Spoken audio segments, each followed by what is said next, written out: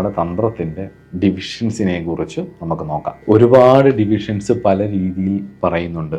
അതിൽ നമുക്ക് പരമാനന്ദ തന്ത്രത്തിൻ്റെ രണ്ടാം ഉല്ലാസത്തിൽ മഹാദേവൻ, അതായത് ഭൈരവൻ ദേവിയോട് പറയുന്ന ഒരു ഭാഗമുണ്ട്. തന്ത്രഗ്രന്ഥങ്ങളെപ്പറ്റി കൽപ്പിക്കാനേ പറ്റില്ല. ഓരോ കൽപ്പത്തിലും ബ്രഹ്മാദികളും ഋഷിമാരും സിദ്ധഗണങ്ങളും പ്രത്യേകം തന്ത്രഗ്രന്ഥങ്ങൾ നിർമ്മിച്ചിട്ടുണ്ട് എന്നും പറയുന്നു.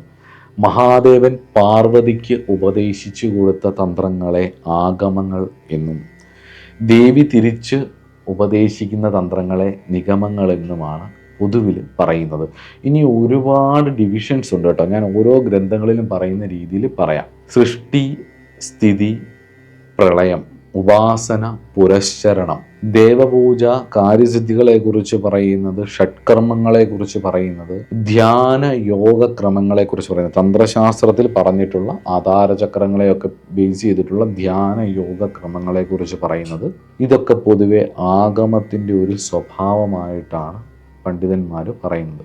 അതുപോലെ തന്നെ തന്ത്രഗ്രന്ഥങ്ങളിൽ പൊതുവെ തത്വരീതികളുടെ ഭാഗങ്ങളിൽ സൃഷ്ടിതത്വം, അതുപോലെ തന്നെ കാലദേശ ഗണനകളായിട്ടുള്ള ജ്യോതിഷം, വേദത്തിൽ മാത്രമല്ല തന്ത്രശാസ്ത്രത്തിലും ജ്യോതിഷത്തെക്കുറിച്ച് പരാമർശിക്കുന്നു. അപ്പം സൃഷ്ടിതത്വത്തെക്കുറിച്ചും പ്രപഞ്ചത്തിൻ്റെ 36 തത്വങ്ങളെക്കുറിച്ചും, ശിവൻ മുതൽ ഭൂമി വരെ ഭൂതത്വം വരെയുള്ള സർവ്വതത്വങ്ങളെക്കുറിച്ചും 36 തത്വങ്ങളെക്കുറിച്ചും, അതുപോലെ തന്നെ പ്രപഞ്ചത്തിൻ്റെ കാലഗണനയെക്കുറിച്ച് പറയുന്ന ജ്യോതിഷം പോലുള്ള കാര്യങ്ങളെക്കുറിച്ചും, നിത്യകൃത്യങ്ങളായിട്ടുള്ള പല കാര്യങ്ങളെക്കുറിച്ചും, അവയെക്കുറിച്ചുള്ള കാര്യങ്ങൾ സാധന തന്ത്രഗ്രന്ഥങ്ങളിൽ തന്നെ സൂത്രരൂപേണയും അനവധി ഗ്രന്ഥങ്ങൾ വരുന്നുണ്ട്. അതോടൊപ്പം തന്നെ ഇതിൽ തീർത്ഥവിധികൾ, കൽപ്പം, ദാനധർമ്മങ്ങൾ, യുഗനിയമങ്ങൾ, ഓരോ യുഗത്തിൻ്റെയും നിയമങ്ങൾ, രാജധർമ്മം, അതുപോലെ തന്നെ രാജധർമ്മത്തിലിരിക്കുന്ന ആൾ തന്നെ സാധന ചെയ്യുന്നുണ്ടെങ്കിൽ ആ സാധനയ്ക്ക് ചെയ്യേണ്ട അയാളുടെ ധർമ്മങ്ങൾ, ഇതിനെക്കുറിച്ചെല്ലാം പറയുന്നു. കാലദേശാടിസ്ഥാനത്തിൽ മുകളിൽ പറഞ്ഞ സൃഷ്ടിസ്ഥിതി, പ്രളയം, ഉപാസന, പുരസ്ചരണം, ദേവപൂജ, കാര്യസിദ്ധി, ഷഡ്കർമ്മം, ധ്യാനയോഗങ്ങൾ, സൃഷ്ടിതത്വം, ജ്യോതിഷം, നിത്യകൃത്യങ്ങൾ, വിവിധ ആഗമക്രമങ്ങൾ, വിവിധ സാധനാക്രമങ്ങൾ, തീർത്ഥവിധികൾ, കൽപ്പം, ദാനധർമ്മം, രാജധർമ്മം, സാധനാധർമ്മം, യുഗധർമ്മം തുടങ്ങി കാലദേശത്തിൽ അടിസ്ഥാനത്തിലുള്ള സർവ്വവ്യവഹാരങ്ങളെയും ചേർത്ത് ആഗമങ്ങളെ രണ്ടായിട്ട് തരംതിരിക്കാം.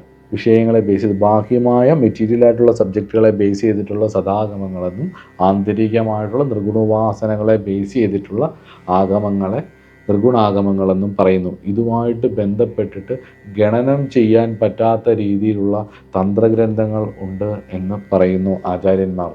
6000 തന്ത്രഗ്രന്ഥങ്ങൾ വൈഷ്ണവത്തിലും, 10,000 തന്ത്രഗ്രന്ഥങ്ങൾ ശൈവത്തിലും, 1,00,000 ശാക്തേയം തന്ത്രഗ്രന്ഥങ്ങളും, 1000 ഗണേശതന്ത്രങ്ങളും, 2000 സൗരതന്ത്രങ്ങളും, 7,000-ത്തിലധികം തന്ത്രം വേറെയും, യക്ഷ, ഭൂത, ഗന്ധർവ, അപ്സരസ് തുടങ്ങിയിട്ടുള്ള വിഷയങ്ങളെ പ്രതിപാദിക്കുന്ന അധോഅമ്നായങ്ങളിൽ പെടുന്ന നിരവധി വിഷയങ്ങൾ, അതിലൊക്കെ വരും ചാത്തനൊക്കെ. അപ്പം അങ്ങനെ പല വിഷയങ്ങളെ പറ്റിയും പറയുന്ന, മുക്തിപ്രദമല്ലാത്ത എന്നാൽ ഭൗതിക സുഖങ്ങൾ ധാരാളം തരുന്ന ഉപാസ്യ ദേവതകളെ കുറിച്ച് പറയുന്ന തന്ത്രങ്ങളും, അതുപോലെ ഒരുപാട് വിഷയങ്ങളുമായിട്ട് ബന്ധപ്പെട്ട് കലയുമായിട്ട് ബന്ധപ്പെട്ടിട്ടുള്ള തന്ത്രങ്ങൾ, കാമകലയുമായിട്ട് ബന്ധപ്പെട്ടിട്ടുള്ള തന്ത്രങ്ങളും, ചികിത്സകളുമായിട്ട് ബന്ധപ്പെട്ടിട്ടുള്ള തന്ത്രങ്ങൾ, വാസ്തുശാസ്ത്രവുമായിട്ട് ബന്ധപ്പെട്ടിട്ടുള്ള തന്ത്രഗ്രന്ഥങ്ങൾ, അതുപോലെ തന്നെ ലൈംഗിക വിഷയങ്ങളും അതുമായിട്ട് ബന്ധപ്പെട്ടിട്ടുള്ള